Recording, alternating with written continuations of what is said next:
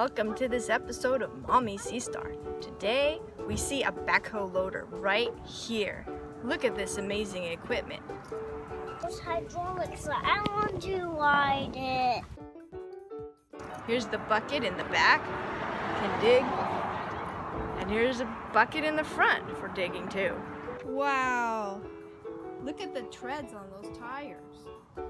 I like it. I want to ride it. You want to ride it? Yeah. Do you want to drive trucks someday? It's safety suit. Yeah? I have a safety suit. You would need a safety shirt and what, a hard hat probably? Let's look at it. It looks like it's been digging up the road. Here's some orange cones. A giant bucket with some asphalt in it. The machinery that lifts the bucket is called hydraulics. There's the cab up on top. That's where they drive and control the backhoe loader. And it's called a backhoe loader because... Oh, I need to drive one today. Well, I think you need a license first, and you need to go to truck school.